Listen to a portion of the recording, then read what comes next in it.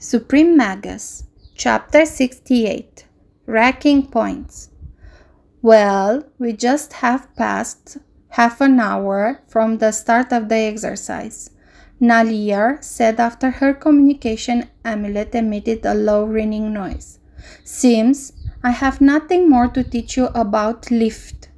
Now, do me a favor. Soon many will start to get scared or frustrated, and will call me for help non-stop. Be a dear and give hints or suggestions to your classmates stuck at least at the third mark. I'll take care of the desperate cases. Lid had nothing to do for at least another hour and a half, so he accepted, rubbing his forehead and closing his eyes to not look at her face. Great.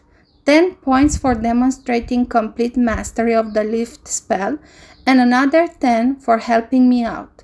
She made a smile so radiant that would have made Protocol Omega useless despite Solo's best efforts, but Lid had timed correctly his thank you bow, avoiding her gaze, and immediately turned back. He had so many people to look down upon that he felt like a kid in a candy shop. Uriel had made no improvement, but Lid didn't feel compelled to help him. He'd rather preferred for his help to be openly required, if not begged for. After looking around, he noticed that Quilla, too, wasn't too far away. She seemed to be swamped at the second mark, sometimes managing to reach the third. She was 1 meter 35 centimeters tall, with such a scrawny build that she could hope to weigh over 30 kilograms, only if soaking wet. She looked so frail and weak that a gust of wind would be able to carry her away any moment. It's amazing how she managed to get a bright green mana core despite being so malnourished. If the tonic she received from Vastor really works, I wonder how wonderful and powerful she will become, Lee thought. Need a hand? He asked. She was a commoner too, and up to that point, the only person that had apologized to him without a hidden agenda. Yeah, thanks. What I'm doing wrong? Nothing. It's just that you failed to grasp the spell's explanation. Quilla looked at him with a downtrodden expression, racking her brain while her neighbors at the fourth mark were sneering at her. Lid was really tempted to kick them in the nuts, but alas, too many witnesses. Right. If you remember, it mentioned that this exercise required creating 5 steps, right? Right.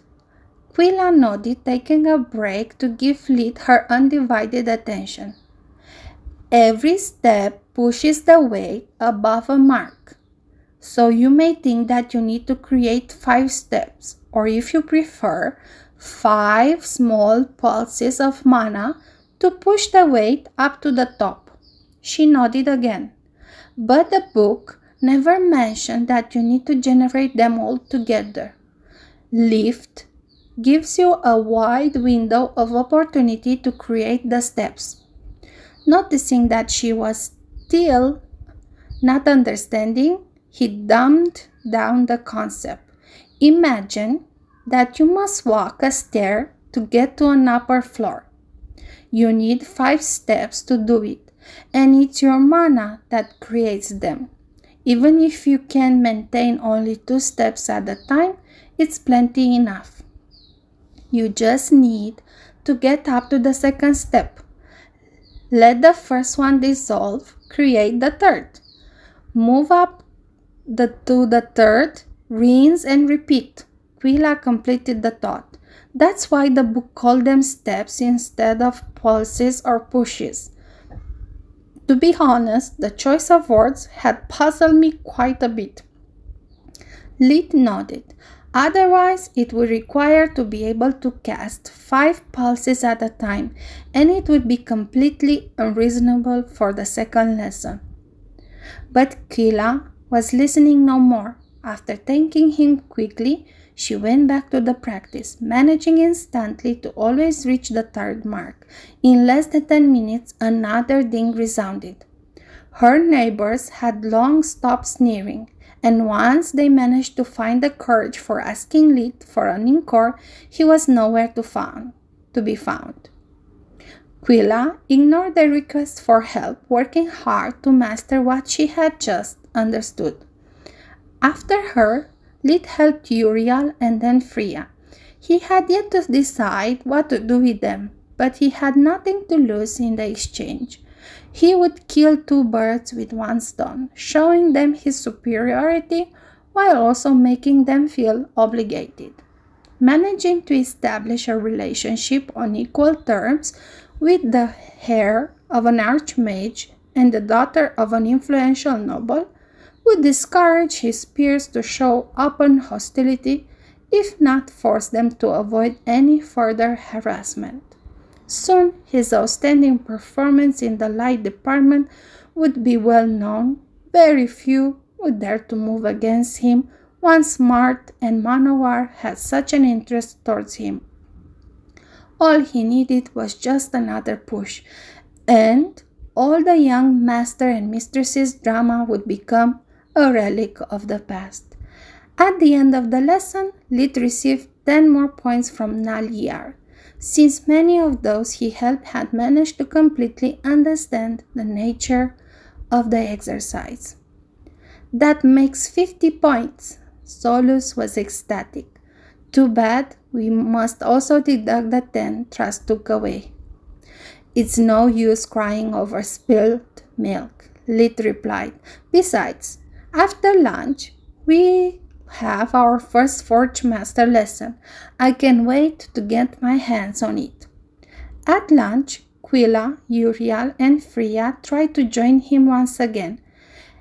And this time, he didn't send them away. He was curious to see what they had to offer in terms of knowledge and power. Instead, he ended up swamped in a small talk. Lit had completely forgotten what high school conversations were like. How teenagers mostly talked about boys, girls, or whined about their teachers. Seriously, Freya stabbed her lesson like she had a personal vendetta against it.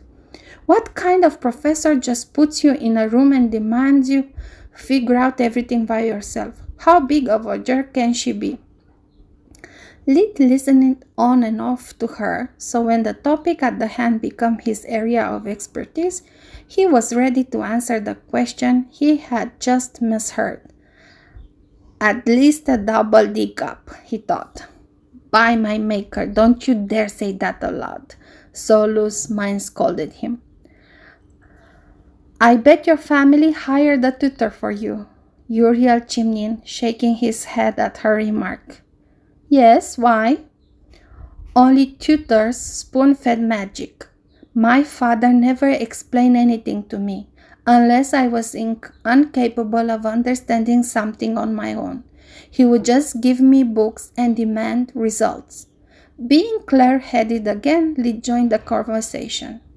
By the way, why your father didn't teach you all this exercise beforehand? It would have given you quite an edge. I don't think the academy would care. Uriel shook his head again, saying, Oh yeah, just because my father is an archmage, I have all the knowledge of the world at my fingertips, he said, gritting his teeth. I wish it was like that. Until my great-grandmother became a mage, our family was of commoners. The two things she passed down on his bloodline are the spite for nobles, no offense, he said, raising his hand in sign of apology towards Freya. None taken, she replied, but actually shivering with fear. The headmaster's words were finally clear to her. People like Lit would resent the nobles that abused their authority, and so would magic bloodlines. That's why the king is so hell-bent on changing the system, she thought. Over time, us nobles are isolating ourselves from these masses. If it keeps up like this, Soon the status of noble will be like having a bounty on your head. And her hard-working nature, Uriel continued. In my family, the less you do, the farther you get from the line of succession.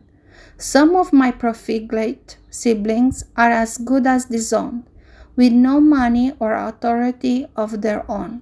The reason why I'm the heir is because of my talent and efforts, and I could lose the title anytime if I start to slack off.